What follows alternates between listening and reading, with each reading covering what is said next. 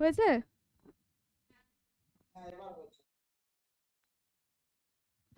আচ্ছা, তাহলে কি আবার শুরু করব? হ্যাঁ, হ্যাঁ। আচ্ছা, ওয়েলকাম টু বৈঠকি ইনস্টিটিউশন। আজকে আমরা নেট সেট ফিলোসফি সাবজেক্টের লজিকের ক্লাস করব। তোমরা যারা নেট সেটের প্রস্তুতি নিচ্ছ তারা আমাদের এই ইনস্টিটিউশনে অর্থাৎ বৈঠকি ইনস্টিটিউশনে ভর্তি হতে পারো এবং যে কোনো তোমাদের প্রশ্ন বা কোয়ারি থাকলে আমাদের সাথে যোগাযোগ করতে পারো। এই ইনস্টিটিউশনে শুধু আমরা ফিলোসফি সাবজেক্টটাই পড়াই না নেট সেটের, এখানে পেপার 1 প্লাস আরও অন্যান্য সাবজেক্টও পড়ানো হয় পেপার 2 এর। এবং সেগুলো সম্বন্ধে যদি তোমাদের কোনো জানবার ইচ্ছা বা কোয়ারি থাকে তাহলে তোমরা স্ক্রিনে যাওয়া নাম্বারে যোগাযোগ করতে পারো। তো আজকে আমাদের লজিকের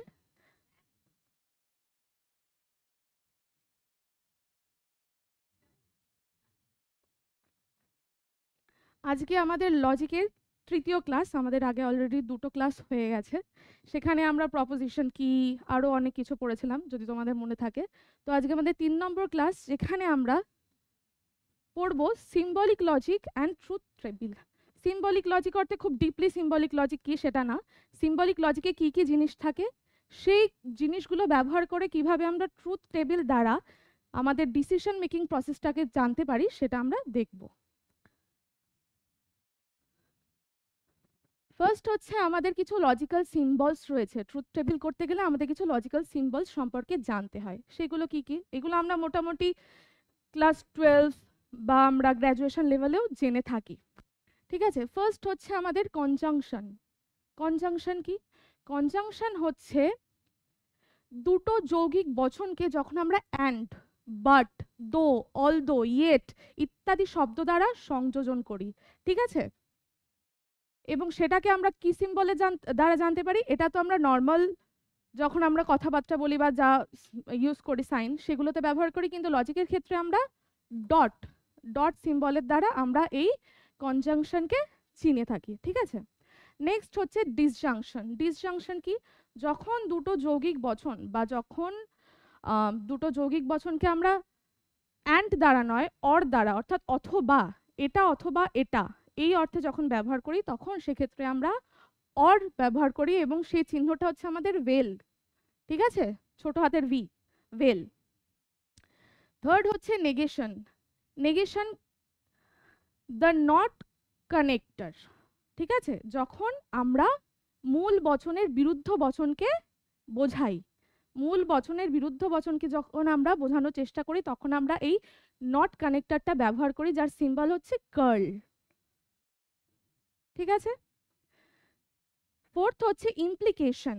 যখন দুটো যৌগিক বচন ইফ দেন আকারে সংযোজিত হয়ে থাকে, মানে ইফ পি দেন এস এরকম টাইপের, যদি এটা হয় তাহলে এটা, এই আকারে যখন আমরা দুটো যৌগিক বচনকে সংযুক্ত করব তখন সেখানে আমরা কি সিম্বল ব্যবহার করব? হর্ষু, যেটাকে আমরা বলি ইমপ্লাইজ। ঠিক আছে, আর লাস্ট হচ্ছে লজিক্যাল ইকুইভ্যালেন্স। ঠিক আছে, লজিক্যাল ইকুইভ্যালেন্স মানে একটা যৌগিক বচন আরেকটা যৌগিক বচনের সাথে সমমানের, তাদের মধ্যে মানের কোনো ডিফারেন্স নেই, সমতুল্য। ঠিক আছে, তখন সেটাকে আমরা কোন সাইন দ্বারা রিপ্রেজেন্ট করি? সেটা হচ্ছে ট্রিপল বার। বোঝা গেল?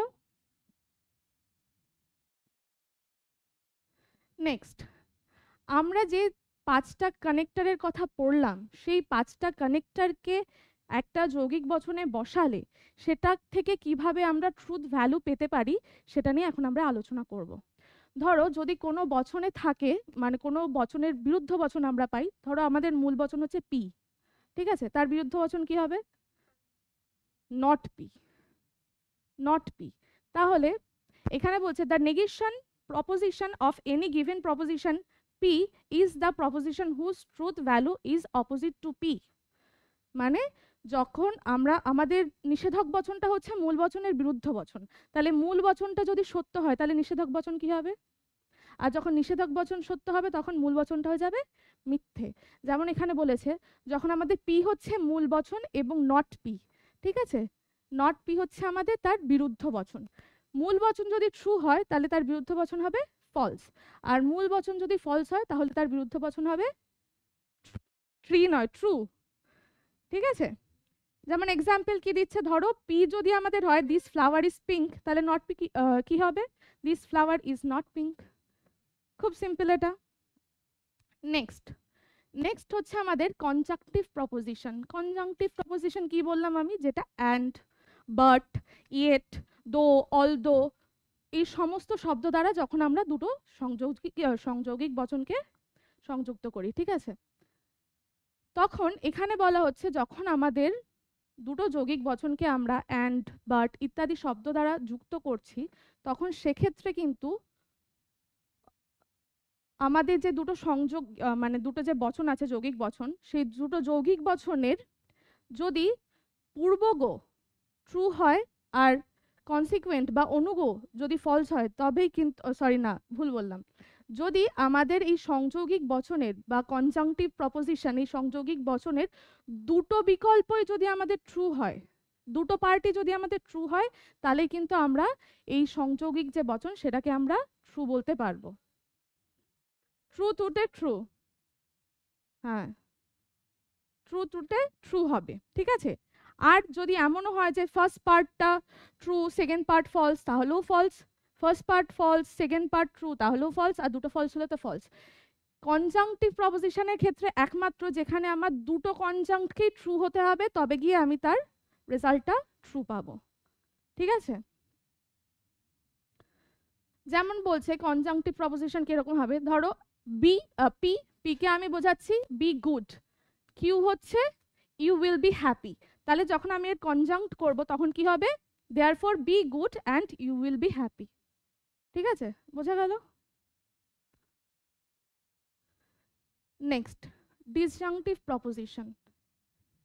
ডিসজাংটিভ প্রপোজিশনে কি হয়েছিল, যখন আমরা দুটো যৌগিক বচনকে অর দ্বারা রিপ্রেজেন্ট করছি, সেক্ষেত্রে কি হচ্ছে ডিসজাংটিভ প্রপোজিশন, অর্থাৎ দুটো বিকল্প, দুটো বিকল্পের ক্ষেত্রে যখন দুটোই সমমানের হবে, ঠিক আছে। দুটো বিকল্পের ক্ষেত্রে যখন আমাদের দুটো বিকল্পই মিথ্যা হবে, তখন আমাদের এই ডিসজাংটিভ প্রপোজিশনটা কি হবে, মিথ্যে হবে, ঠিক আছে। বাকি যে কোনো পরিস্থিতিতে কিন্তু আমাদের ডিসজাংটিভ প্রপোজিশনটা ট্রু হবে। কেন হবে, যখন প্রপোজিশনে ভাগ পড়েছিলাম তখন বলেছিলাম যে স্ট্রং ডিসজাংক্ট, উইক ডিসজাংক্ট, তাই না। স্ট্রং কি ছিল, স্ট্রং ডিসজাংক্টে বলা হয়েছিল যে আমাদের অরের ক্ষেত্রে কি হয়, রাম যাবে অথবা শ্যাম যাবে, ঠিক আছে। যদি এরকম হয় যে রাম গেছে শ্যাম যায়নি, তাহলে সেটা হচ্ছে স্ট্রং ডিসজাংক্ট, মানে যে কোনো একটাই বিকল্প সত্য হয়েছে। যদি এমন হয় যে রামও চলে গেল শ্যামও চলে গেল, দুটো ডিসজাংক্টে ট্রু হয়ে গেল, সেটা কিন্তু আমাদের উইক ডিসজাংক্ট। তাহলে কি হবে না, ট্রু ট্রুতেও ট্রু হবে, ট্রু ফলসেও কিন্তু ট্রু হবে, ফলস ট্রুতেও ট্রু হবে, কিন্তু দুটোই যদি মিথ্যা হয়ে যায় তাহলে কিন্তু সেক্ষেত্রে আর সত্যতা আসবে না।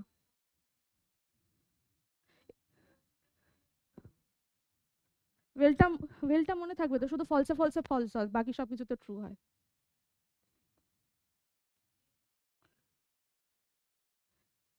কনজাংক্টের ক্ষেত্রে ট্রু ট্রুতে ট্রু, ডিসজাংক্টের ক্ষেত্রে ফলসে ফলসে ফলস, বাকি সব ক্ষেত্রে ট্রু, আর ওখানে বাকি সব ক্ষেত্রে ফলস। নেক্সট হচ্ছে কন্ডিশনাল, যেটাকে আমরা ইমপ্লাইজ বলে থাকি, ঠিক আছে। এখানে কি হচ্ছে, ইফ দেনের আকারে আমাদের বচনটা থাকছে। এখানে ইফ দেনের আকারে যখন আমাদের বচনটা থাকে, তখন কি হয়, সেই বচনটার দুটো অংশ থাকে, যেটার ফার্স্ট পার্টকে আমরা বলি পূর্বগ এবং সেকেন্ড পার্টকে বলি অনুগ, ঠিক আছে। সেখানে কি হয়, সেখানে একমাত্র একটা ক্ষেত্রেই আমাদের সেই বচনটা ফলস হয়, যখন পূর্বগ সত্য এবং অনুগ মিথ্যা হয়, বাকি সকল ক্ষেত্রে ট্রু হবে। বোঝা গেল, শুধু পূর্বগটা আমার সত্য হবে, অনুগ মিথ্যা হবে, আমার বচনটা ফলস হয়ে যাবে, ট্রুথ ভ্যালু ফলস হয়ে যাবে, বাকি সকল ক্ষেত্রে আমার ট্রুথ ভ্যালু ট্রু হবে।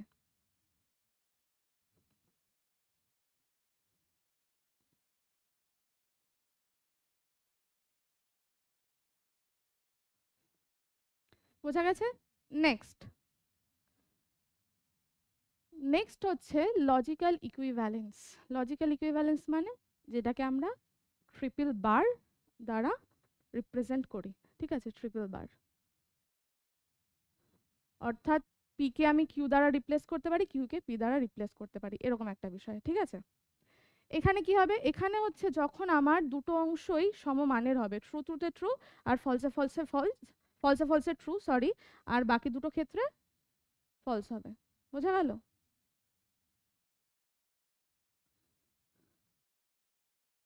এবার এই ট্রুথ টেবিলের দ্বারা বা ট্রুথ ভ্যালু যে আমরা বার করলাম যে কোন সাইন থাকলে কিরকম ট্রুথ ভ্যালু হবে, সেই ট্রুথ ভ্যালুর দ্বারা তো আমাদেরকে ট্রুথ টেবিলটা করতে হবে। সেক্ষেত্রে কি বলছে, সেক্ষেত্রে এই ডিসিশন প্রসিডিওর করতে গেলে আমাদের দু ধরনের ট্রুথ টেবিল আছে, একটা নর্মাল আর একটা হচ্ছে শর্টার ট্রুথ টেবিল। নর্মালটা কিরকম, নর্মাল যেরকম আমরা সারণী গঠন করে করে করি, ঠিক আছে, সেরকম। সেক্ষেত্রে কি হয়, সেক্ষেত্রে আমাদের ধরো একটা ভেরিয়েবল আছে, ধরো একটা বচন, তাতে একটাই ভেরিয়েবল, যেমন পি ইমপ্লাইজ পি। সেক্ষেত্রে আমাদের কটা রো করতে হবে? দুটো। হ্যাঁ। আর যদি আমাদের দুটো ভেরিয়েবল থাকে, ধরো পি ইমপ্লাইজ কিউ, তারপরে ওটা ব্র্যাকেট করে ভেল আর, যদি এরকম থাকে, দুটো থাকলে 8টা। ঠিক আছে, এইভাবে হবে। হ্যাঁ হ্যাঁ, ঠিক আছে। এবার আমাদের কাছে, আচ্ছা shorter truth table, shorter truth টেবিলটা আমি পরে বলছি। এইটা কিছু আমাদের কাছে এক্সারসাইজ রয়েছে যেগুলো আমরা এখন সলভ করব। ঠিক আছে, মনে আছে তো কোনটাতে কি হয়? এবার এবার চেষ্টা করো, ঠিক আছে, আমি করার আগে তোমাদের যেন হয়ে যায়। ঠিক আছে, ধরো ফার্স্ট এরটা কি আছে, P dot not P implies P. এখানে কটা টেবিল হবে? তো কি করে করবে? আচ্ছা,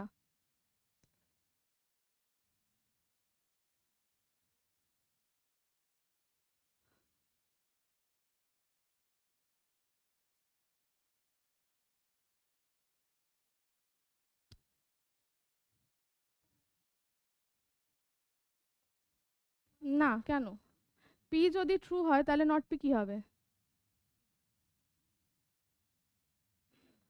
দুটোই তো, একটা দুটো, তোমার একটা ভেরিয়েবল রয়েছে, তুমি দুটো ইয়ে করছো, রো করছো, তাই না? একটাতে ট্রু হবে, একটাতে ফলস হবে, আর নট পিতে তার অপোজিটটা হবে। এবার যখন আমরা ট্রুথ টেবিল করব তখন কিন্তু আমাদের প্রত্যেকটা পার্টের ট্রুথ ভ্যালু আলাদা আলাদা করে বের করতে হবে। আমরা পি বার করলাম, নট পি বার করলাম, এবার আমাদের এই যে পুরো পোর্শনটা, এই পোর্শনটার ট্রুথ ভ্যালু বার করতে হবে, পি ডট নট পি। ঠিক আছে,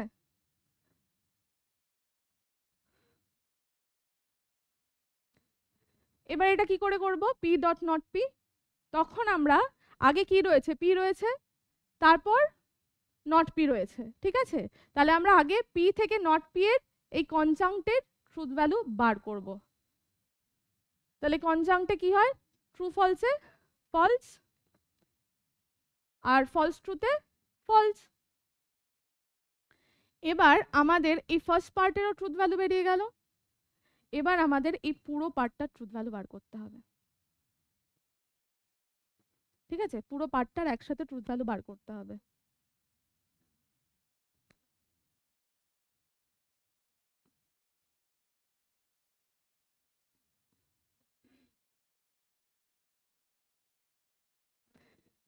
এখন এখানে ট্রুথ ভ্যালু আমরা কার বার করব? এখানে আমরা ইমপ্লাইজ এর ট্রুথ ভ্যালু বার করব। কিভাবে? ফার্স্টে রয়েছে আমাদের পি ডট নট পি, এটার সাপেক্ষে পি এর, মানে এবার আমরা উল্টো যাবে, আগে ফলস ধরবো তারপর ট্রু ধরবো। ট্রু ফলসে ফলস হবে না, কিন্তু ফলস ট্রুতে ট্রু হবে, আর এখানে ফলসে ফলসে। কেন ফলসে ফলসে ট্রু? কারণ শুধুমাত্র ট্রু ফলসে ফলস হয়। তাহলে আমাদের এই যে সত্য সারণী বা এই ট্রুথ টেবিলটা কিরকম ধরনের বচন বা কিরকম আমরা ফল পেলাম? টটোলজি। তাহলে যখন আমরা সত্য সারণী গঠন করে ডিসিশন প্রসিডিওর করবো বা কোনো ডিসিশন মেক করব, তখন সেক্ষেত্রে আমরা 3 ধরনের ফল পেতে পারি। কি কি? টটোলজি, কন্ট্রাডিকশন, আর আরেকটা কন্টিনজেন্ট।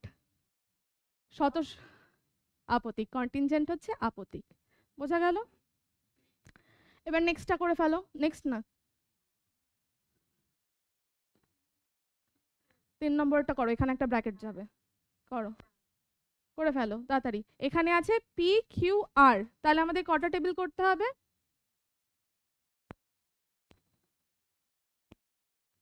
হ্যাঁ, করো। হ্যাঁ, যারা অনলাইন দেখছো তারাও কিন্তু নিজেদের খাতায় তাড়াতাড়ি করে এটা করে ফেলো, সলভ করো।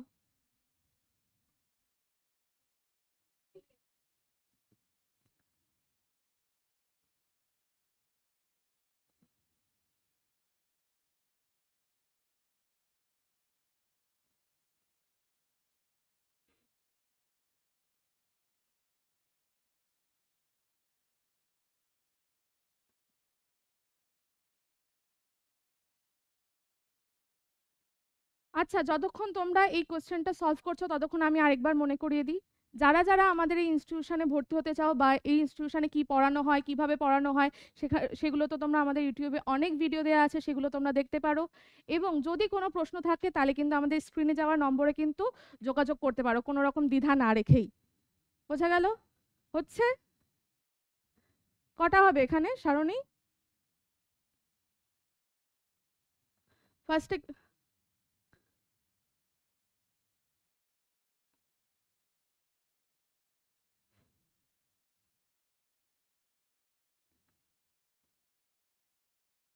কি কি হবে? পি কিউ আর তিনটেই থাকবে, তাই তো? পি থাকবে, কিউ থাকবে, আর থাকবে। এখানে কিভাবে হবে? আরটা কি করে করতে হবে? হ্যাঁ, কিন্তু কিভাবে, প্রসিডিওরটা কিভাবে হবে? চারটে ট্রু, চারটে ফলস। ফার্স্ট চারটে হবে true, true, true, true, true. এবার বাকি চারটে হবে ফলস, ফলস, ফলস, ফলস। কারণ যখন আমাদের দুটো রো করব তখন আমাদের একটা ট্রু একটা ফলস। যখন চারটে রো করব তখন দুটো ট্রু দুটো ফলস। যখন আটটা রো করব তখন প্রথম প্রথম চারটে ট্রু, শেষের চারটে ফলস হবে। এটা হচ্ছে এই ডিসিশন মেকিং যে ট্রুথ টেবিল তার একটা প্রসেস। এটা আগে থেকেই স্বতঃসিদ্ধ এটা। তোমাকে তারপর যখন এই চারটে তুমি করে ফেললে তো চারটে ট্রু চারটে ফলস, এবার কিউবের ক্ষেত্রে কি করবে? দুটো ট্রু দুটো ফলস, দুটো ট্রু দুটো ফলস। এটা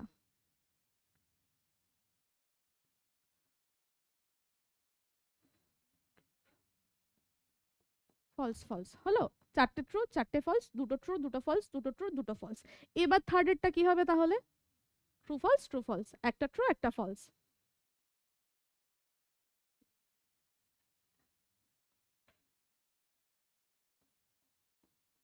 অবশ্যই দাঁড়াবো, লজিকের ক্লাস অবশ্যই দাঁড়াতে হবে। করো, আস্তে ধীরেই করো।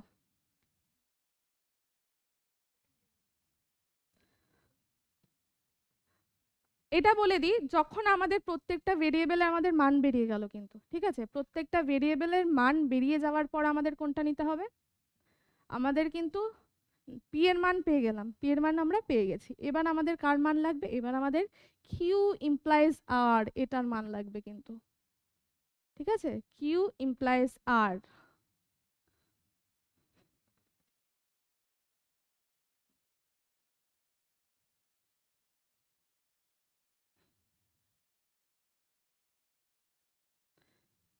ইমপ্লাইজ এর ক্ষেত্রে আমাদের একমাত্র ট্রু ফলস এর ফলস। তোমরা করো, আমি মুখে বলছি না, আমি এখানে করছি। করো, দেখি কে আগে হয়।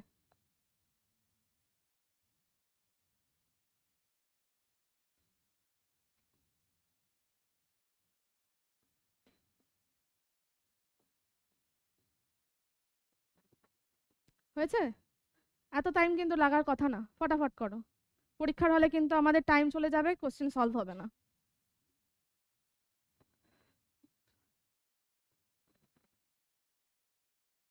হলো, নেক্সট আমাদের করতে হবে এই পুরো পার্টটা, পি ইমপ্লাইজ কিউ ইমপ্লাইজ আর। এটা মিলে গেছে, এই পার্টটা মিলেছে।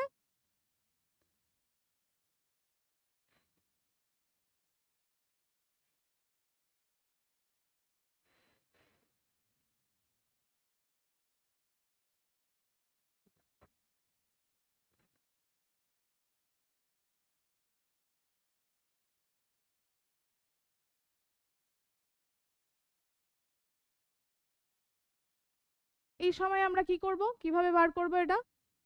আগে আমাদের, না ভুল লিখলাম, সরি।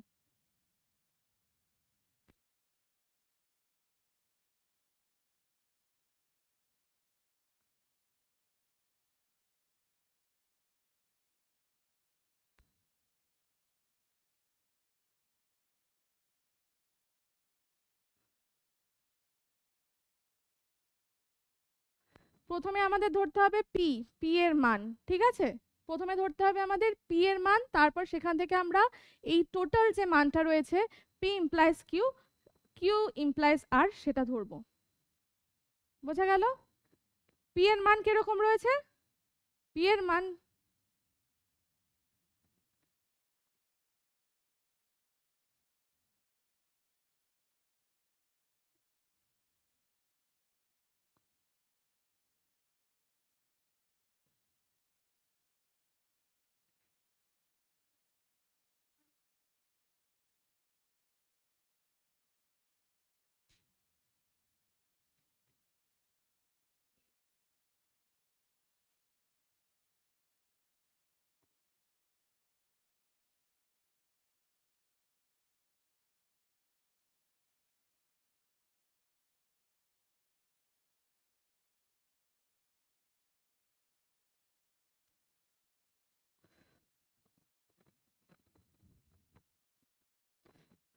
ম্যাম পেজটা কেটে গেল কেন?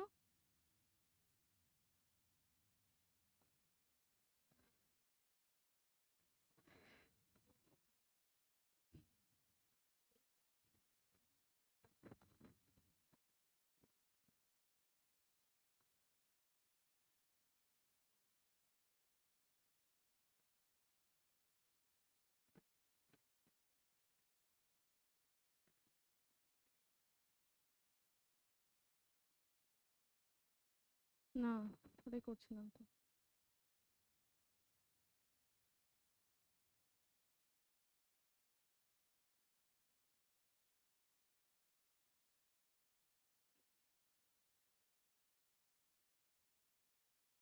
আচ্ছা, ওটা আমি দেখে দেখে করে দিচ্ছি, ঠিক আছে? আচ্ছা, হয়েছে? পুরোটা পুরোটা ঢুকেছিলে তোমরা? হ্যাঁ, পুরোটা ঢুকেছিল তো? কি হয়েছে এটার আনসার? আচ্ছা, যারা অনলাইন দেখছো তারা আনসার বলো, কি হয়েছে? তাড়াতাড়ি বলো কি আনসার এসছে, যারা অনলাইন দেখছো তারা তাড়াতাড়ি বলো। আচ্ছা, নেক্সট আরেকটা আমি দিচ্ছি, ওটা ওই পেজটায় উড়ে গিয়ে এটা এসছে, কোনো ঘাবড়ানোর কোনো বিষয় নেই, হচ্ছে।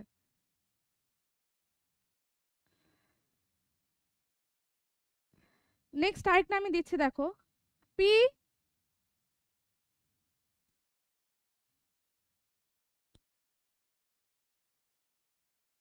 পি will not q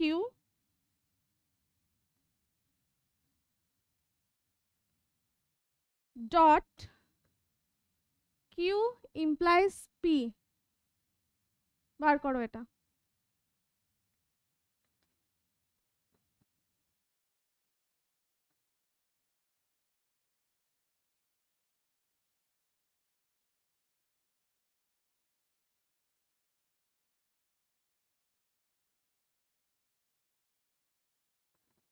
এখানে আমাদের দুটো ভেরিয়েবল আছে, আমাদের কটা রো হবে?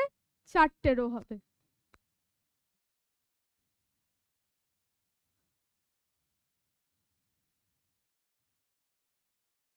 পি কিউ,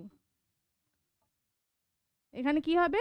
দুবার পি ট্রু হবে, দুবার হবে ফলস। এটা আমরা অ্যাজিউম করেই নেব, যেমন আমরা ছোটবেলায় অঙ্ক করতে গেলে বলতাম না ধরে নি, ধরা যাক, তেমনি এটাও আমরা কিন্তু যখন ট্রুথ টেবিলের মাধ্যমে ডিসিশন প্রসিডিওর করি তখন কিন্তু আমরা এইভাবেই ধরে নিই। কিউটা কি হবে? True false, true false. বোঝা গেছে এবার? এটা ক্লিয়ার?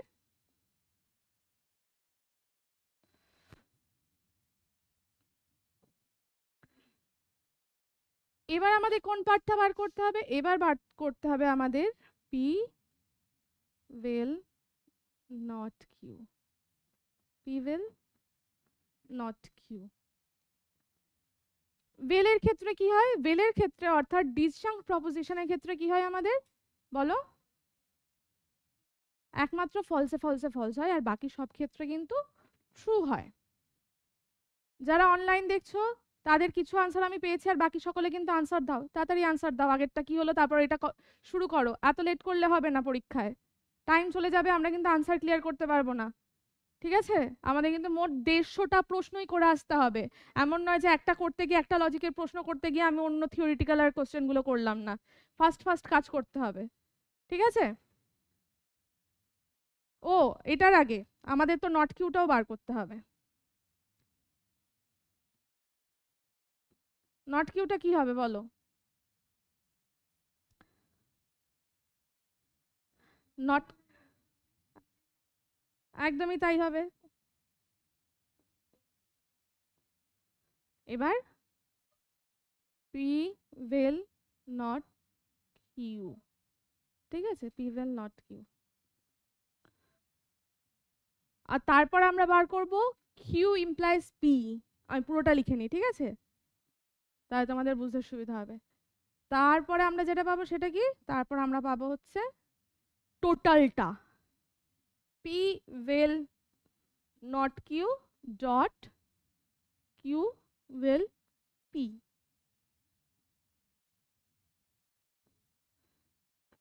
আচ্ছা, কি আছে? P will not Q, P will not Q এতে কি হবে? এইটা ধরবো আর এইটা ধরবো, আমরা এই রোটা কিন্তু ধরবো না, এই রোটা ধরবো না, এই রোটা ধরবো আর এই রোটা ধরবো। ট্রু ফলসে ট্রু, সবকটাই ট্রু হবে আমাদের, ট্রু ট্রুতে ট্রু। ফলস ফলস রয়েছে তো ফলসে ফলসে কি ট্রু হবে? ফলসে ফলসে হবে ফলস, আর ট্রু ফলসে ট্রু। পেয়ে গেলাম এটা আমরা। এরপর রয়েছে কিউ ইমপ্লাইজ পি। যখন আমাদের পি ইমপ্লাইজ কিউ থাকবে তখন আমরা কিন্তু সামনের দিক থেকে পেছন দিকে যাব, ঠিক আছে, মানে ট্রু ইমপ্লাইজ ট্রু কি হয়। কিন্তু যখন বলছে কিউ ইমপ্লাইজ পি তখন কি হবে, আমরা উল্টো করে দেবো ব্যাপারটা। কিরকম? টি ইমপ্লাইজ টি কি হবে? টি। এখানে ফলস ইমপ্লাইজ ট্রু কি হবে? ট্রু। এটা যদি উল্টো থাকতো তাহলে কিন্তু আমাদের ফলস হয়ে যেত, তাই না, যদি পি ইমপ্লাইজ কিউ থাকতো। তারপর দুটো আমাদের কোনটা ফলস হবে?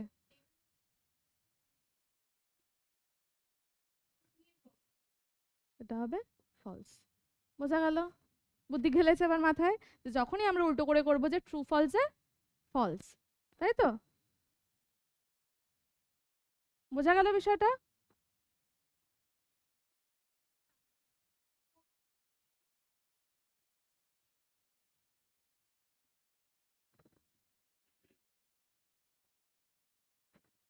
ট্রু ফলসে,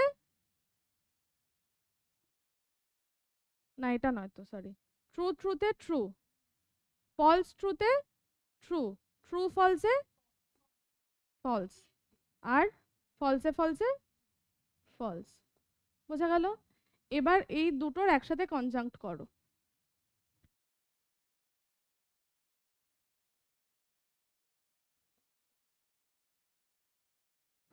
এরকম কি বেরোলো দেখো, তাহলে কি হবে? এটা কি ধরনের সিদ্ধান্ত আমরা পেলাম? এটা কি ধরনের সিদ্ধান্ত পেলাম?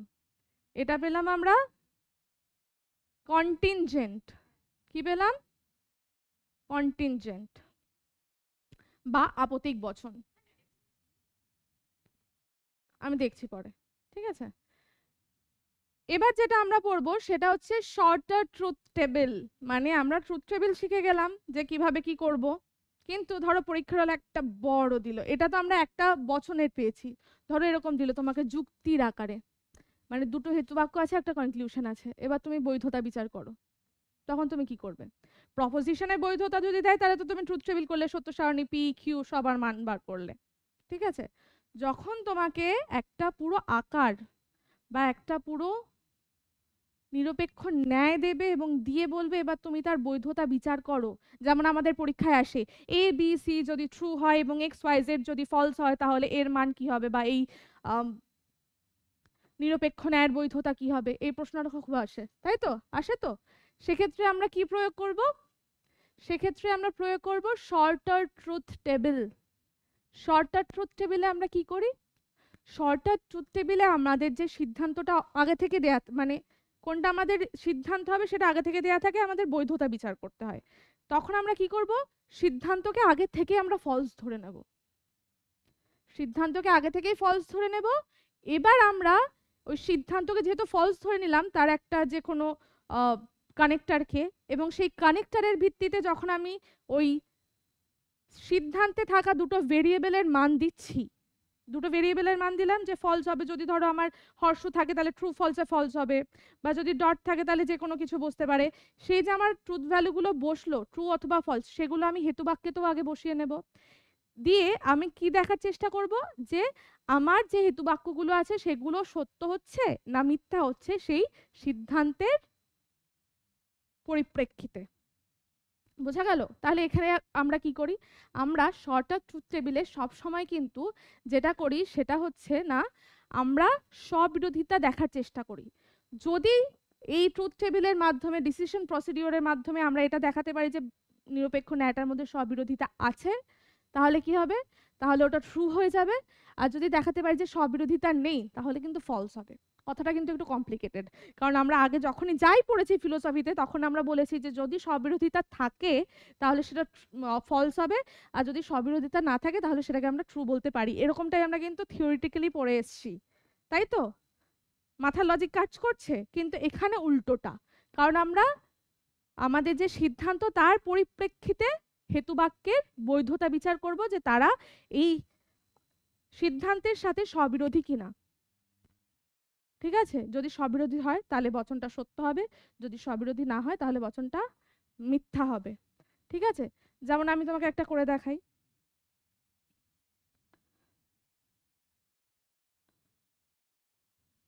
ধরো রয়েছে এ ওয়েল বি, ফার্স্ট হেতু বাক্য রয়েছে আমাদের A vel B implies C dot D. দ্বিতীয় হেতু বাক্যতে রয়েছে D vel E implies F, therefore A implies F. এবার এটাকে আমরা কিভাবে করব, বলো কিভাবে করব এটাকে?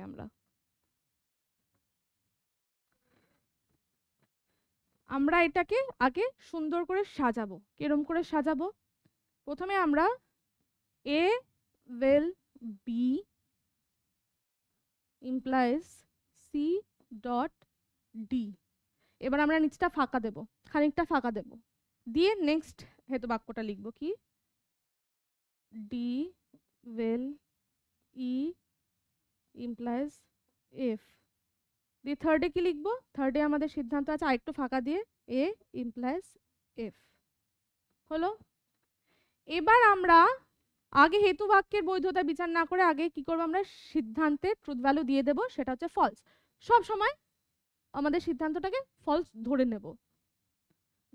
ধরে নিলাম এটা হচ্ছে আমাদের মেন ট্রুথ ভ্যালু। তাহলে ইমপ্লাইজের ক্ষেত্রে কখন ফলস হয়?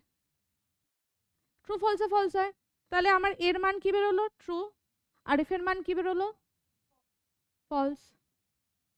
তাহলে এবার সম্পূর্ণ যুক্তি বাক্যে যেখানে যেখানে এ রয়েছে সেই এর ট্রুথ ভ্যালু কি হবে? বসিয়ে দেব আমরা ট্রু। এফ যেখানে যেখানে রয়েছে সেখানে এফ এর ট্রুথ ভ্যালু বসিয়ে দেব ফলস।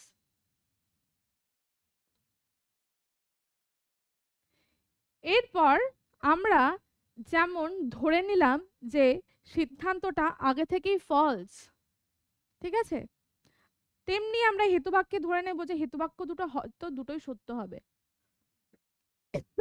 কারণ আমরা স্ববিরোধিতা দেখাবো। স্ববিরোধী একটা যুক্তি কখন স্ববিরোধী হয়? যখন সেই যুক্তির দুটো হেতুবাক্যই সত্য এবং সিদ্ধান্ত মিথ্যা হয়, তাহলে সেটা স্ববিরোধী হয়। এটাই তো অবৈধ মানে শর্টার ট্রুথ টেবিলের প্রসেস। যে যদি আমরা আগে ক্লাসে কি পড়েছি যে আমাদের একটা যুক্তি মানে একটা যুক্তি একটা নিরপেক্ষ ন্যায় কখন ফলস হয়? কখন ফলস হবে একটা নিরপেক্ষ ন্যায়? যখন তার দুটি হেতু বাক্য সত্য সিদ্ধান্ত মিথ্যা হবে। এটা আমাদের সবথেকে মোস্ট প্রিন্সিপাল, যে এই কন্ডিশনটা যদি হয় তাহলে কিন্তু আমাদের নিরপেক্ষ ন্যায় বা যুক্তিটা সম্পূর্ণভাবে অবৈধ হয়ে যাবে। আমরা এখানে কি করব? আমরা আগে এটাকে অবৈধ ধরে নেব। এটা আমরা এখানে আমরা হয়তো নাম বলছি শর্টার ট্রুথ টেবিল, কিন্তু যখন আমরা 12-এ বা ক্লাস ইউজি লেভেলে করতাম তখন কিন্তু এটার নাম ছিল অবৈধতা প্রমাণ। অবৈধতা আমরা প্রমাণ করতাম, তাই না?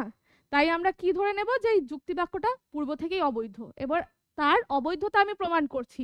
যদি অবৈধতা প্রমাণ হয় তাহলে এটা অবৈধ হয়ে গেল, যদি অবৈধতা আমি প্রমাণ না করতে পারি তাহলে টেবিলটা ট্রু হয়ে গেল, আমার যুক্তি বাক্যটা ট্রু হয়ে গেল, বৈধ হয়ে গেল। বোঝা গেল? আগের সত্য সারণীতে আমরা কি করছিলাম? আমরা ট্রুথ ভ্যালু নির্ণয় করছিলাম, দিয়ে দেখছিলাম যে পুরো চার্টটা আমাদের কি হচ্ছে, কন্টিনজেন্ট হচ্ছে, কন্ট্রাডিক্টরি হচ্ছে, না টটোলজি হচ্ছে। এখানে আমরা সেটা দেখব না। ওটা কেন দেখব না? কারণ আগে যে ট্রুথ টেবিল সেটা দিয়ে আমরা কি করছিলাম, একটা প্রপোজিশনের সত্যতা বা ট্রুথ ভ্যালু নির্ণয় করছিলাম। এখানে কিন্তু আমরা কোনো বচনের সত্যতা নির্ণয় বা মিথ্যাত্ব নির্ণয় করছি না, এখানে আমরা একটা পুরো যুক্তি বাক্যের সত্যতা বা মিথ্যাত্ব নির্ণয় করছি, তাই না? পরীক্ষার হলে আমরা এইভাবে করি তো, নাকি করি না? পরীক্ষার হলে গিয়ে যদি আমরা এই প্রসেসটাকে অবলম্বন করতে পারি তাহলে কিন্তু খুব সহজেই আমাদের কি হবে, লজিকের কোশ্চেন গুলো হয়ে যাবে ছাক্কা ছাক্কা নাম্বার, তাই না? লজিকের প্রশ্নে ছাক্কা ছাক্কা নাম্বার। এবার কি হলো, এর জায়গায় ট্রু বসে গেল, এফ এর জায়গায় ফলস বসে গেল। এবার দেখো ইমপ্লাইজ এর ক্ষেত্রে কি হয়। ইমপ্লাইজ এর ক্ষেত্রে আগে থেকে এখানে ফলস দেওয়া আছে, ঠিক আছে, আগে থেকে ফলস দেওয়া আছে আর আমি ধরে নিয়েছি এটা ট্রু। আমার এই হেতু বাক্যটা ট্রু আর তার অনুগতে কি রয়েছে, ফলস। তাহলে এটা যদি ট্রু হয়, এখানে যদি ফলস থাকে, তাহলে কি এখানে আমি কি বসাতে হবে? আমাকে মানে হেন তেন প্রকারণে ওখানে ফলস বসাতে হবে, কারণ আমি যদি ট্রু বসাই তাহলে ট্রু ফলসে তো ফলস হয়ে যাবে এখানটা, কিন্তু তো আমি ধরে নিয়েছি ট্রু, তাই এখানে আমাকে কি বসাতে হবে? এই কানেক্টরে ফলস। আর ভেলের ক্ষেত্রে কখন ফলস হয়? দুটো ফলস হয়, ভেলের ক্ষেত্রে ফলস হয়। তাহলে ডি এর মান আমরা কি পাবো? ফলস। আর ই এর মান কি পাবো? ফলস। তবেই আমি বলতে পারবো এই পার্টিকুলার এই যুক্তি বাক্যটা বৈধ, এই মানটা যদি আমি পাই, তাই তো? হ্যাঁ, আমাদের মেন কানেক্টিভ কোনটা? এইটা, এইটা, আর এইটা, তাই না? এবার আমরা তাহলে ডি এর কি মান পেলাম? ডি এর মান পেলাম আমরা ফলস। ডি এর মান আছে ফলস। আর আমাদের মেন কানেক্টর হচ্ছে ট্রু, হর্ষু।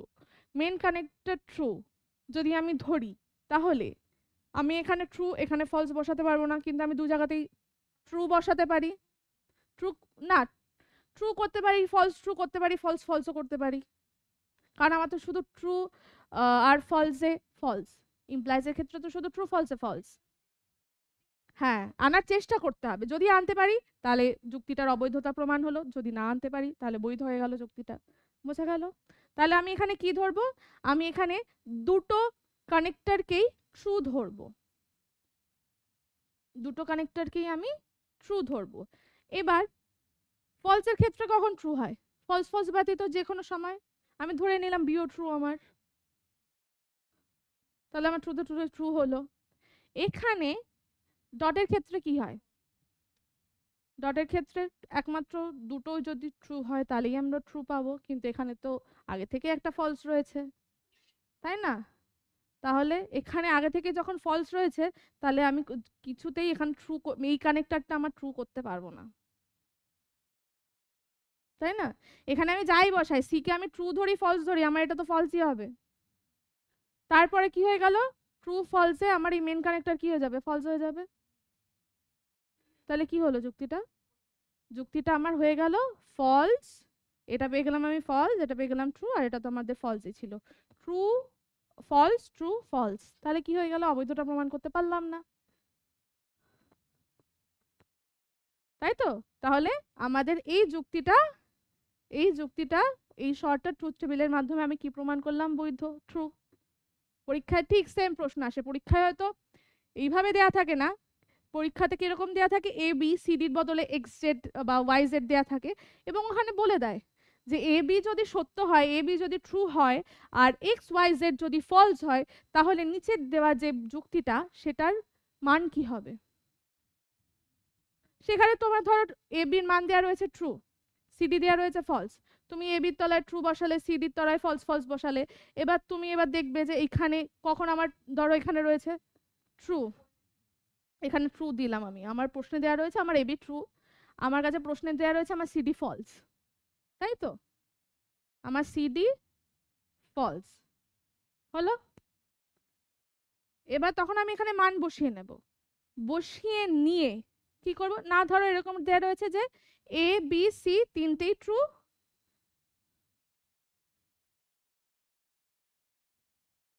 এ বি সি এই তিনটেই আমার ট্রু, ঠিক আছে? ডি ই আর এফটা হচ্ছে আমার ফলস,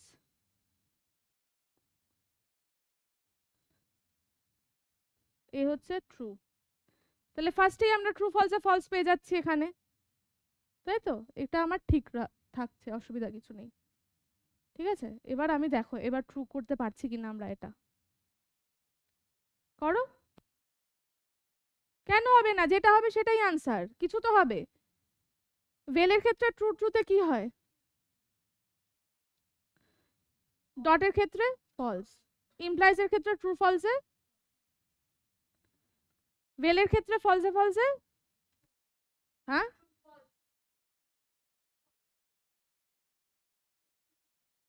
ফলস। আমার এফ এর মান আছে ফলস, ইমপ্লাইজ এর ক্ষেত্রে ফলসে ফলসে ট্রু, দেখো আমার একই মান আসছে, ফলস ট্রু ফলস।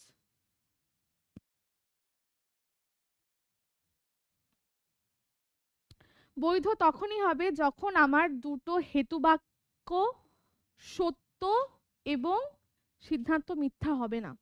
দুটো সিদ্ধান্তকে তো আমি মিথ্যা ধরে নিলাম, যখন আমি শর্টার ট্রুথ টেবিল করছি তখন আমি সিদ্ধান্তকে ফলস ধরে নিয়েই এগোচ্ছি। তখন যখন আমার সিদ্ধান্তটা অলরেডি ফলস, তখন আমার দুটো হেতুবাক্যই একই সাথে সত্য হতে পারবে না। হয় একটা সত্য হবে, একটা মিথ্যা হবে, অথবা দুটোই মিথ্যা হবে। দুটো হেতুবাক্যই যদি সত্য এবং কনক্লিউশন বা আমার সিদ্ধান্ত যদি ফলস হয়, তাহলে সেটা কিন্তু আমার অবৈধ যুক্তি হয়ে যাবে। যুক্তির অবৈধতার এটাই মেন একটা প্রোটোকল, যে যখনই আমার সিদ্ধান্তটা ফলস থাকছে তখন কিন্তু আমার দুটো হেতুবাক্যই একসাথে সত্য হতে পারবে না। দুটো সত্য হেতুবাক্য থেকে কখনোই একটা মিথ্যার সিদ্ধান্ত নিশ্চিত হতে পারে না। এটা তুমি জেনারেল লজিকে ভেবে দেখো না, দুটো সত্য হেতুবাক্য থেকে কখনো একটা মিথ্যা সিদ্ধান্ত গঠন করা যায়? কখনোই যায় না। তাহলে যখনই দেখবো আমরা দুটো হেতুবাক্য সত্য তো আর আমার সিদ্ধান্ত মিথ্যা, তখনই আমার যে ক্যাটেগরিক্যাল যে ইয়েটা রয়েছে বা নিরপেক্ষ ন্যায় রয়েছে সেটা অবৈধ প্রমাণিত হয়ে যাবে। কিন্তু যখন আমি দেখছি না একটা ট্রু হচ্ছে কিন্তু পরেরটা ফলস হচ্ছে, বা আগেরটা ফলস হচ্ছে পরেরটা ট্রু হচ্ছে, বা দুটোই ফলস হচ্ছে, তখন কি হলো, আমার আর যুক্তিটা অবৈধ হলো না। তার মানে কি বৈধ হয়ে গেল? বোঝা গেল? বোঝা গেছে? ক্লিয়ার? তাহলে আমরা পরীক্ষায় শর্টার ট্রুথ টেবিল আসুক বা নর্মাল ট্রুথ টেবিল আসুক, বচনের সত্যতা নির্ণয় করতে দিক বা যুক্তির সত্যতা নির্ণয় করতে দিক, পারবো। বোঝা গেল? নেক্সট নেক্সট আমাদের রয়েছে যে ফর্মাল প্রুফ ভ্যালিডিটি। আমাদের যে এক্সারসাইজটা আমরা আগে করলাম, তিনটে করেছি, বাদ বাকি আরো বড় বড় কয়েকটা রয়েছে, তাই না? আরো 3টে থেকে 4টে আমি দিয়ে দেব, ঠিক আছে?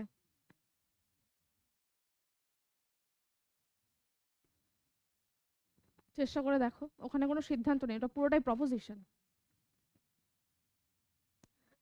এরপর আমাদের টপিক হচ্ছে formal proof validity. Formal proof validity মানে 19 রুলস, তাই তো? 19 রুলস। যারা আমরা ক্লাস করছি এবং যারা আমরা অনলাইন দেখছি, সবার কাছে নয়, কিছু কিছু মানুষের কাছে 19 রুলসটা একটু ভয়ের, তাই না?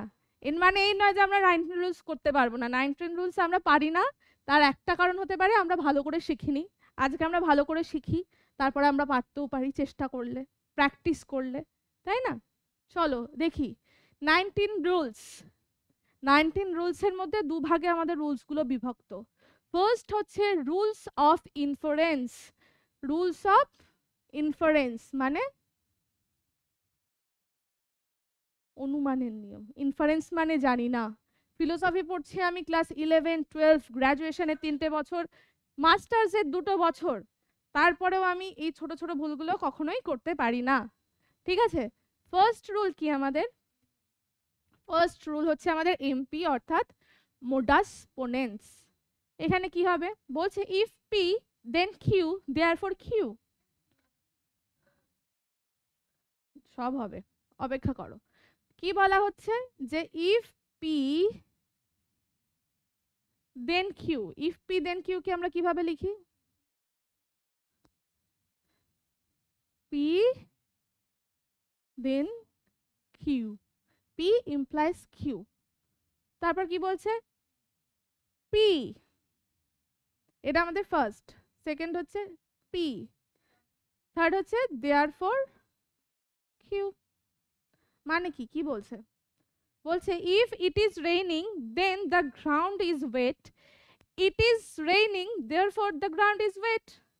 মানে বৃষ্টি পড়েছে তাই মাটি ভিজেছে, বৃষ্টি পড়েছে তাই মাটি ভিজেছে,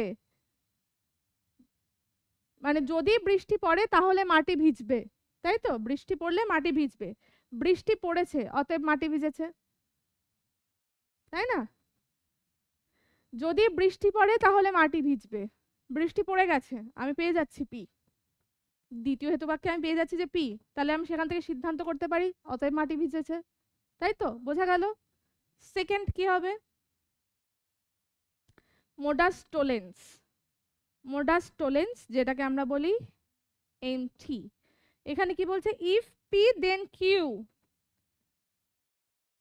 if P then Q, not q, not q, therefore not p, therefore not p, মানে it is raining, then the ground is wet, the ground is not wet, therefore it is not raining.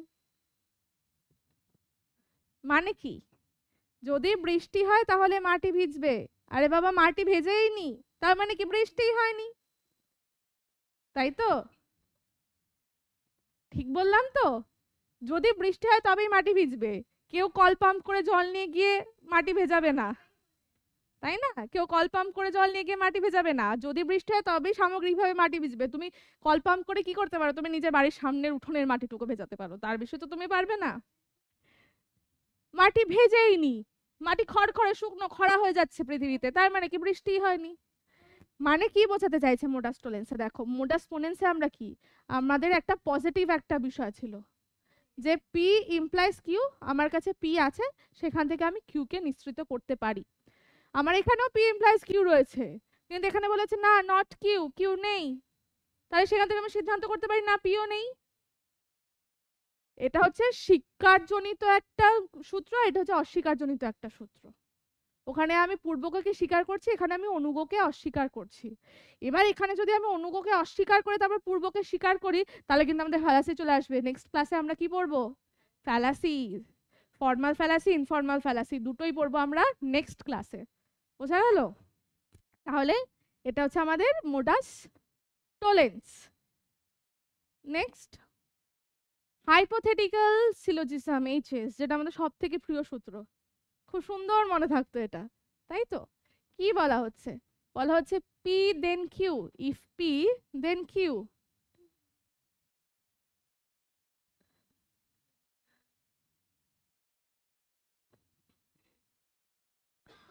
if q then r,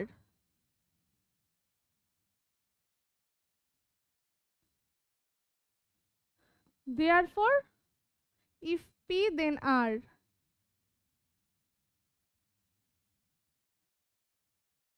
p implies q, q implies r, p implies r। বলছে দেখো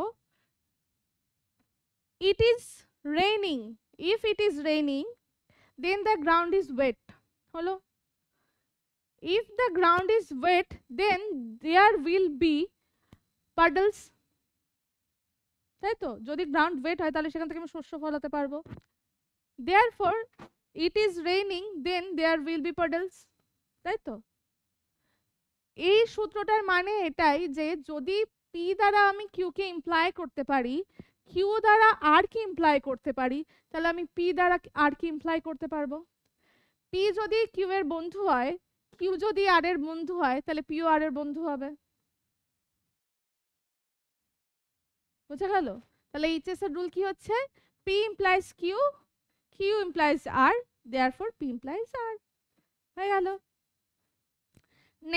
next একটুখানি কঠিন, সেটা হচ্ছে disjunctive syllogism. Disjunctive syllogism কি বলা হচ্ছে এখানে? বলা হচ্ছে পি অর কিউ, অর কে আমরা কোন কানেক্টর দ্বারা ডিফাইন করি? অর কে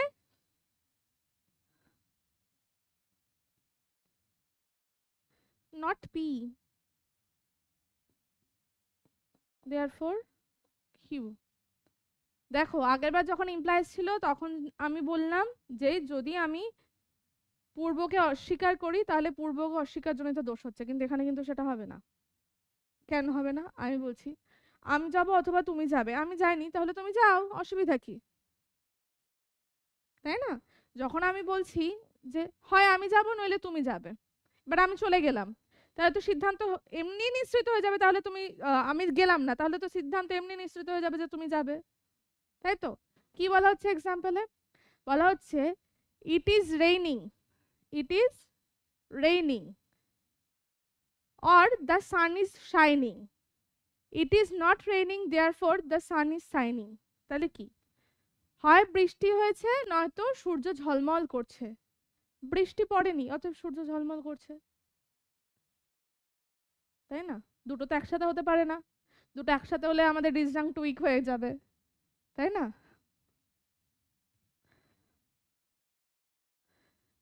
নেক্সট হচ্ছে constructive dilemma, CD. If P then Q, আবার ইফ পি দেন কিউ,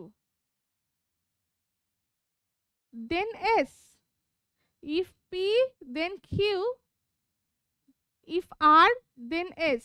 ঠিক আছে, এখানে হবে একটা কানেক্টর, দিয়ে হবে ইফ আর দেন এস, এখানে কানেক্টর হবে একটা। ঠিক আছে, তারপর বলছে P or R, P vel R, therefore Q vel S, Q or R. মানে কি হলো বলো? If it is raining then I will stay inside, যদি বৃষ্টি হয় আমি ঘরেই থাকবো। If the sun is shining then I will go outside, যদি বৃষ্টি হয় আমি ঘরে থাকবো, যদি সূর্য ওঠে তাহলে আমি বাইরে বেরোবো। ঠিক আছে, ইট is raining or the sun is shining, হয় বৃষ্টি পড়ছে নয়তো সূর্য উঠেছে। ঠিক আছে, therefore I will stay inside or go outside. মানে যদি বৃষ্টি হয় তাহলে আমি ঘরে থাকবো, এবং যদি সূর্য ওঠে তাহলে আমি বাড়ির বাইরে যাব। সেখান থেকে আমি কি পাচ্ছি? সেখান থেকে আমি পাচ্ছি যে না, হয় বৃষ্টি হবে নইলে সূর্য উঠবে। যদি বৃষ্টি হয় অথবা সূর্য ওঠে, এটা যদি আমি পেয়ে যাই তাহলে সেখান থেকে আমি সিদ্ধান্ত নিশ্চিত করতে পারি যে হয় তাহলে আমি ঘরে থাকবো নইলে আউটসাইডে যাব। বোঝা গেল? এই ফর্মুলাটাকে আমরা কি বলি? Constructive dilemma. একটা ডিলেমা চলে, হয় এটা করবো নইলে ওটা করবো। ঠিক আছে, P implies Q dot R implies S, সেখান থেকে আমরা পাচ্ছি P will R, therefore Q will S। বোঝা গেল? নেক্সট হচ্ছে অ্যাবসর্পশন। নেক্সট হচ্ছে অ্যাবসর্পশন। অ্যাবসর্পশনে কি আছে বলছে? If P then Q, if P then Q,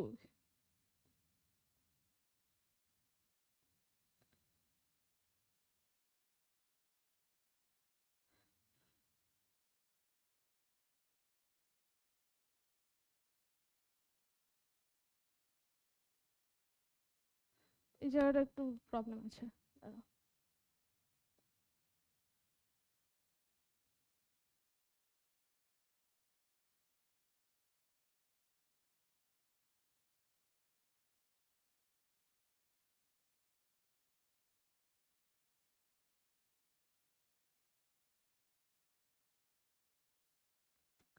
যদি P implies Q থাকে সেখান থেকে আমি করতে পারি যে therefore P implies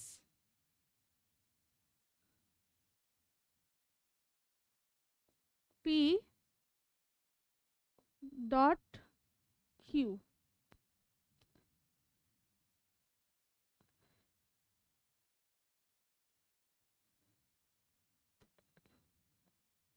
না দাঁড়াও,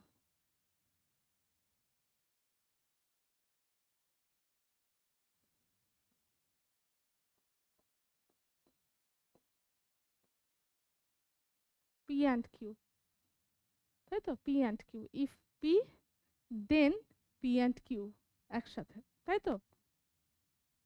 P implies Q থেকে কি হচ্ছে আমি পাচ্ছি অ্যাবসর্ব করে যে P implies P dot Q। কি বলছে? if it is raining P, the ground is wet, therefore if it is raining then it is raining and the ground is wet, যদি বৃষ্টি হয় তাহলে মাটি ভিজবে। অতএব এখানে বৃষ্টি হয়েছে, যদি এখানে বৃষ্টি হয় তাহলে এখানে বৃষ্টি হয়েছে এবং মাটিও ভিজেছে, দুটো একসাথে। এটা হচ্ছে অ্যাবসর্পশনের রুল। এই রুলটা আমরা কখন অ্যাপ্লাই করি? যখন দেখি যে না, পি ইমপ্লাইজ কিউ থেকে আমরা অন্য কিছু ডিরাইভ করতে পারছি না, এবং তখন আমার একটা পি ডট কিউ এর প্রয়োজন রয়েছে, সেখান থেকে কিন্তু আমরা ডিরেক্ট এটা বার করতে পারি। ঠিক আছে,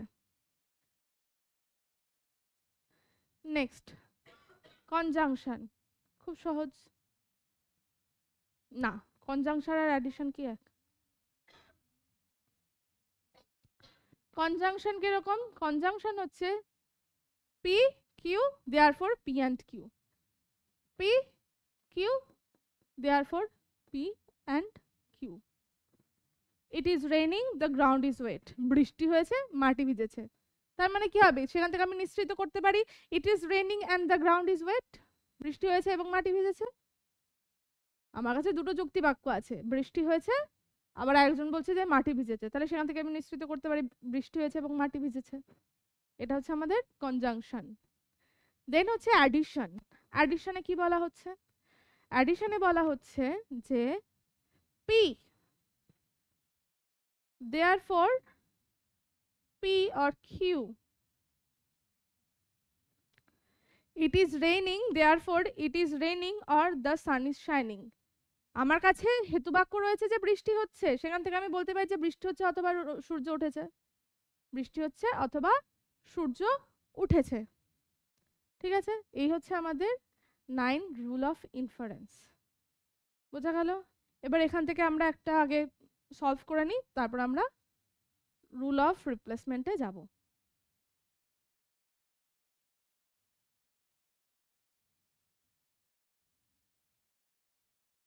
এই ফার্স্ট স্টেপটা সলভ করো। এই সাইনটার অর্থ হচ্ছে হর্ষ, ঠিক আছে?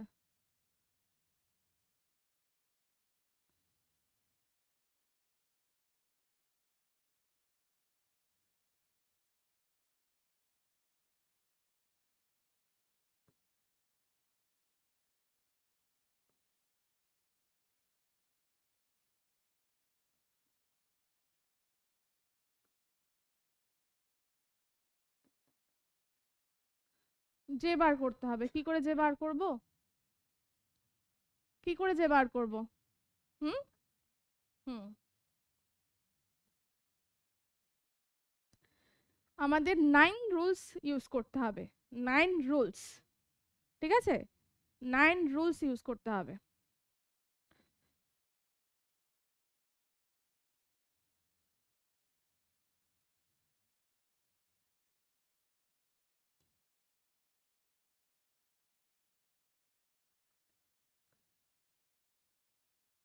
হয়েছে?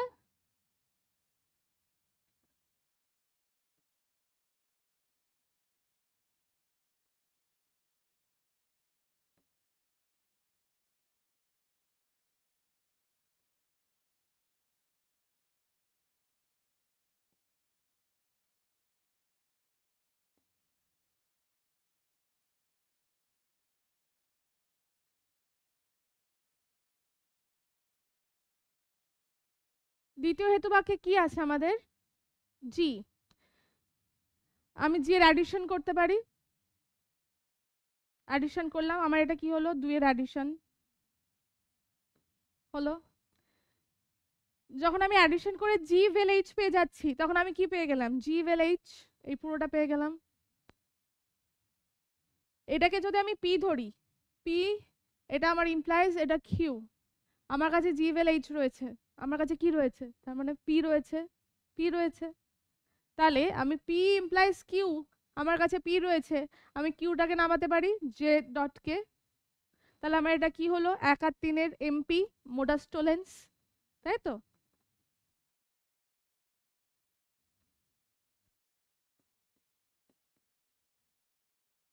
হুম তারপর 4 যে দেখবে সেই বলবে কি করেছি আমি। যখন আমার কাছে জে আর কে এসে যাচ্ছে, তখন আমি কি করছি? এই বাক্যটার সিম্পলিফিকেশন করছি। জে তাহলে হচ্ছে 4 এর সিম্পলিফিকেশন।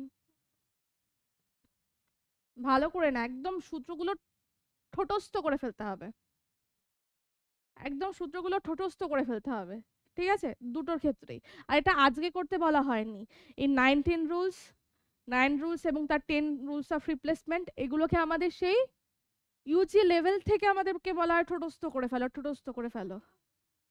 প্র্যাকটিস করতে করতে ওরকম এরকম ভাবে এ স্কয়ার প্লাস বি স্কয়ার এরকম করে মুখস্থ করলে হবে না, সে কোনো দিনই মাথায় থাকে না। ওগুলো অ্যাপ্লিকেশন করতে হবে। যখনই আমরা লজিকের বা ম্যাথমেটিক্সের কোনো কিছুই পড়ি না কেন, ওগুলো কিন্তু মুখে পড়ে মুখস্থ হয় না, হাতে করে মুখস্থ হয়। হ্যাঁ, বোঝা গেল? কপির বই যদি না থাকে, কপির বই সবার কাছে থাকে না, ঠিক আছে? তোমরা ইউজি লেভেলের যদি কোনো বই থাকে সেই বই থেকে প্র্যাকটিস করতে পারো, কারণ ওখানে গুচ্ছ গুচ্ছ এক্সারসাইজ দেওয়া আছে, গুচ্ছ গুচ্ছ এক্সারসাইজ, তাই তো? সেখান থেকে অহরহ তোমরা প্র্যাকটিস করতে পারো। বোঝা গেল? আর লজিক শেখার একটাই ফর্মুলা, সেটা হচ্ছে প্র্যাকটিস।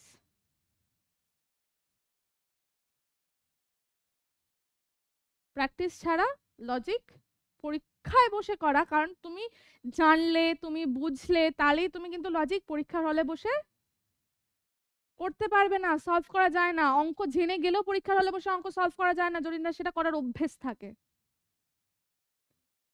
যদি না সেটা করার অভ্যেস থাকে, যদি করার অভ্যেস থাকে তবেই তুমি গিয়ে ওই 30 সেকেন্ডের মধ্যে, 40 সেকেন্ডের মধ্যে বা 1 মিনিটই ধরলাম, তুমি লজিকের একটা প্রশ্নে 1 মিনিট দাও, তোমার কাছে 180 মিনিট থাকে 150টা কোশ্চেন সলভ করার জন্য, তুমি লজিকের একটা কোশ্চেনের পেছনে না তুমি 1 মিনিটই দিলে, যেটা তোমার হাতে থাকে না, কারণ আমাদেরকে আরো ডিআই করতে হয়, তারপর আমাদের কম্প্রিহেনশন থাকে 3টে করে। এখন আমাদের কাছে অত টাইম থাকে না যে নর্মাল প্রশ্নগুলোতে আমরা 1 মিনিট করে সময় দেব, থাকে না। আমাদের ওখানে সময়টা কমে 30-40 সেকেন্ড করতে হবে। ওই 30-40 সেকেন্ডে তুমি যদি মনে করতে বসো ডিস্ট্রিবিউশনের সূত্র কোনটা, তারপর সিম্পলিফিকেশনের সূত্র কোনটা, অ্যাবজর্পশনের সূত্র কোনটা, তার সূত্র মনে করতে করতেই পরীক্ষা শেষ হয়ে যাবে। সারা পরীক্ষায় কি করলে? সারা পরীক্ষায় আমি শুধু 90 রুলস মনে করেছি, তাই না? সেটা তো আমাদের উদ্দেশ্য নয়। আমাদের উদ্দেশ্য 150টা কোশ্চেনই আমার যতটা জ্ঞান, আমার যতটা বুদ্ধি, আমার যতটা জানা আছে সেই সর্বস্ব দিয়ে ঠিক করার চেষ্টা করা। 150টাই কেউ ঠিক করতে পারে না, কিন্তু আমি তো চেষ্টা করবো যে 150টাই আমার, যতখানি আমার বুদ্ধি আছে, যতখানি আমার জ্ঞানের পরিধি আছে, তার মধ্যে থেকে আমি সেটাকে ঠিক করে আসি। জেনে শুনে তো কেউ ভুল করে আসে না, সবাই ওটা ঠিক হবে ভেবেই করে আসে। সেটুকু তো আমাদের উদ্দেশ্য। আমাদের উদ্দেশ্য এমন নয় যে শুধু লজিক পড়ছি বলে লজিকের প্রশ্ন করে বাড়ি চলে এলাম, অন্যগুলো ছুলামই না, সেটা তো হতে পারে না। তাই কি করতে হবে? লজিককে ঘষে ঘষে প্র্যাকটিস করতে হবে। বোঝা গেল? আচ্ছা, এবার হচ্ছে আমাদের rules of replacement. Rules of রিপ্লেসমেন্টের কিছু রুলস থাকে। কি কি? The rule of replacement means any proposition can be replaced by a logically equivalent proposition. মানে logically equivalent proposition. Rules of replacement যখন আমরা পড়ব তার অর্থই হচ্ছে এটা যে একটা প্রপোজিশনকে তখনই আমরা রিপ্লেস করতে পারবো যখন আমরা সেই প্রপোজিশনের লজিক্যালি ইকুইভ্যালেন্ট কোনো প্রপোজিশন পাচ্ছি। লজিক্যালি ইকুইভ্যালেন্ট, ইকুইভ্যালেন্ট মানে কি? সমমানের। সমমানের যখন আমরা একটা প্রপোজিশন পাচ্ছি তখনই আমরা সেই প্রপোজিশনকে রিপ্লেস করতে পারবো। বোঝা গেল? সেকেন্ড কি বলছে? A rule of replacement is a transformation rule that may be applied to only a particular segment of an expression and the direction of inference can go in two direction. মানে কি বলছে? Rule of রিপ্লেসমেন্টকে যখন আমি apply করব তখন ধরো আমার কাছে দুটো অংশের একটা গোটা যুক্তিবাক্য রয়েছে, দুটো অংশে একটা গোটা যুক্তিবাক্য। ধরো একটা যুক্তিবাক্যে যেমন আমি আগেরটাই করলাম A vel B dot C dot D, এরকম দুটো অংশের যখন যুক্তিবাক্য রয়েছে তখন এই রুলস অফ রিপ্লেসমেন্টকে কিন্তু আমরা একটা অংশেও অ্যাপ্লাই করতে পারি। একটা অংশে অ্যাপ্লাই করে কিন্তু আমরা সেই স্টেটমেন্টটাকে বা সেই প্রপোজিশনটাকে কিন্তু কি করতে পারি? ডিরাইভ করতে পারি। বোঝা গেল? এমন নয় যে পুরোটাতেই খাটতে হবে তবে গিয়ে আমি সেটাকে ডিরাইভ করতে পারবো, তা নয়। যে কোনো একটা অংশ আমি এই রুলস অফ রিপ্লেসমেন্টকে অ্যাপ্লাই করতে পারি। True propositions are logically equivalent if they have exactly the same truth values under every possible interpretation. মানে একটা প্রপোজিশনের লজিক্যালি ইকুইভ্যালেন্ট প্রপোজিশন সেটাই হবে যা এটা ট্রুথ ভ্যালু সবসময় কি হবে না? একই হবে। দুটো ট্রুথ ভ্যালু সবসময় এনি পসিবল ইন্টারপ্রিটেশন মানে যত রকম ভাবেই আমি সেটাকে ব্যাখ্যা করি, যত রকম ভাবেই আমি সেটাকে ডিরাইভ করি, যত রকম ভাবেই আমি সেটা ট্রুথ ভ্যালু বার করতে যাই না কেন, ট্রুথ ভ্যালুটা সবসময় ওই দুটো প্রপোজিশনের সেম হবে। তবেই আমি ওই দুটো প্রপোজিশনকে কি বলবো, লজিক্যালি ইকুইভ্যালেন্ট। বোঝা গেল? We will use the sign triple bar to express this notion. ঠিক আছে? For example, P triple bar Q বা P equivalent Q assert that P is materially equivalent to Q. বোঝা গেছে?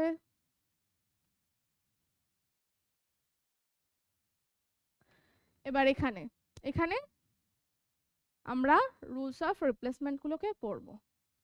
ঠিক আছে?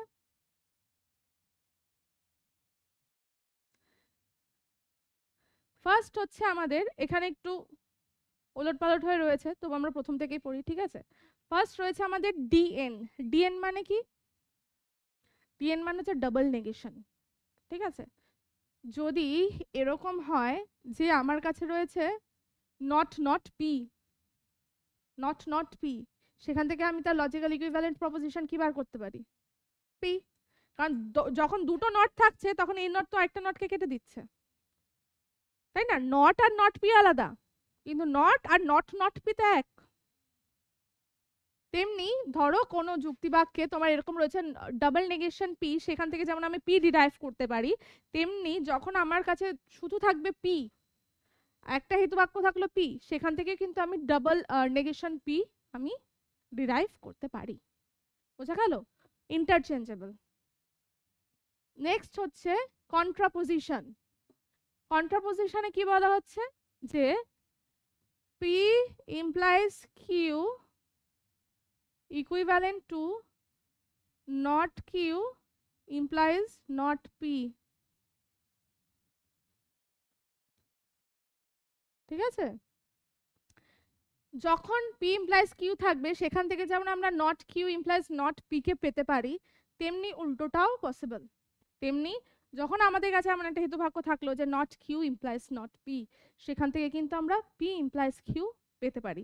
এটা কিন্তু not P implies not Q না, পুরোটা কিন্তু উল্টে যাচ্ছে, পি কিউও উল্টাচ্ছে এবং তাদের নেগেশন হচ্ছে, ঠিক সমবিবর্তনের মতো।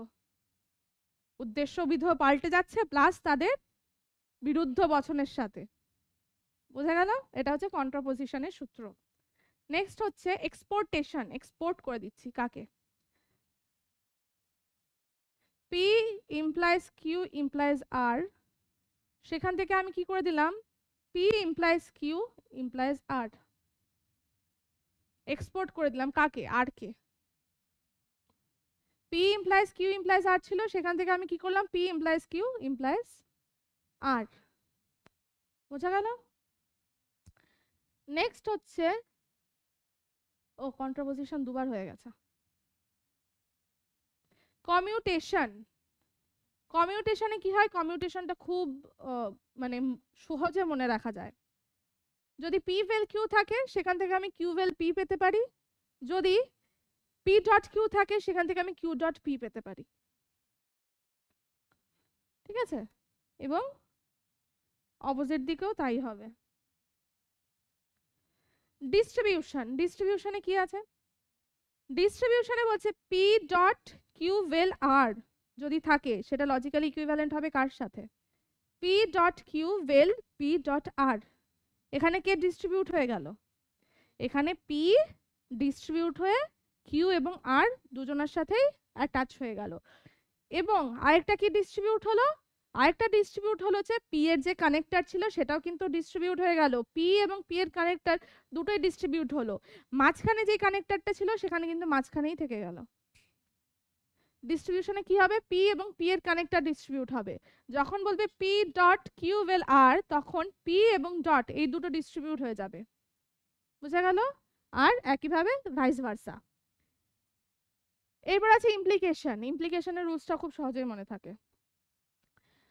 Not P vel Q equivalent to P implies Q, মানে যদি পি ইমপ্লাইজ কিউ থাকে সেখান থেকে আমরা নট পি ভেল কিউ আনতে পারি।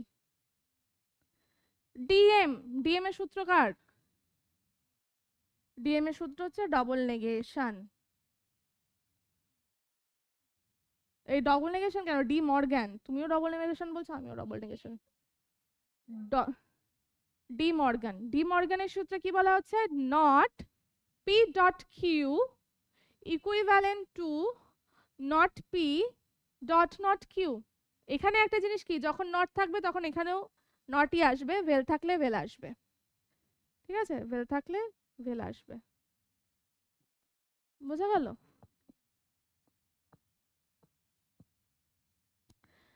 ইকুইভোকেশন,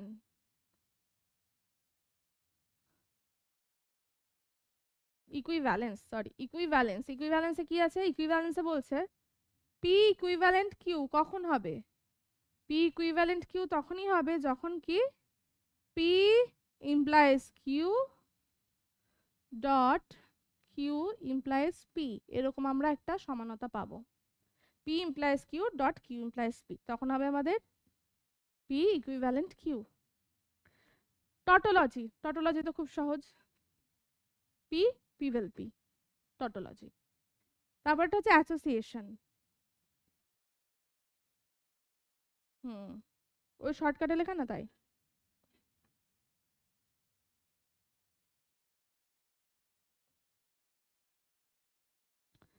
ডিস্ট্রিবিউশন আর অ্যাসোসিয়েশনের পার্থক্য দেখলে বোঝা যায় যে ডিস্ট্রিবিউশনে আমাদের দুটো কানেক্টর থাকে আর অ্যাসোসিয়েশনে একটাই কানেক্টর থাকে।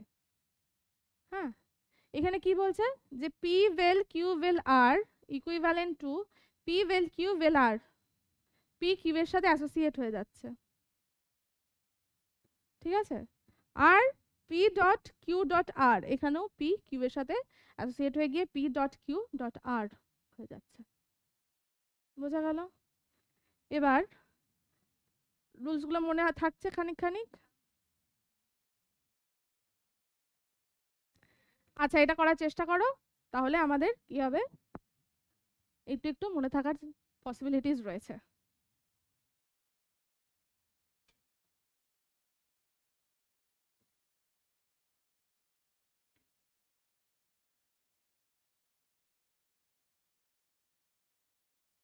ফার্স্ট আমাদের কাছে কি রয়েছে, ফার্স্ট রয়েছে আমাদের পি ভেল কিউ ডট আর, পি ভেল কিউ ডট আর, দেখি তো আগের ওখানে আমরা কোথায় পেয়েছি পি ভেল কিউ ডট আর, এই যে পি ভেল কিউ ডট আর পেলাম, পি ভেল কিউ ডট আর, তাই তো। এটা যদি আমরা ডিস্ট্রিবিউশনে করি, ডিস্ট্রিবিউশনই তো করব, তাহলে এটা যদি আমি ইকুইভ্যালেন্ট পাই তাহলে কি হবে, P vel Q dot P ভেল আর, লেখো পি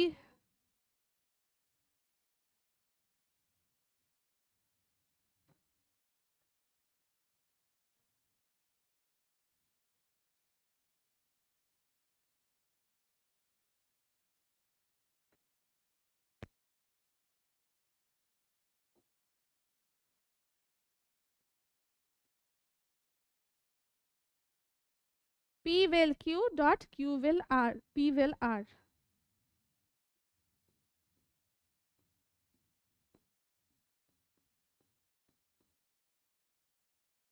এটা কি করলাম আমরা, এক নম্বর হেতুবাক্যের ডিস্ট্রিবিউশন।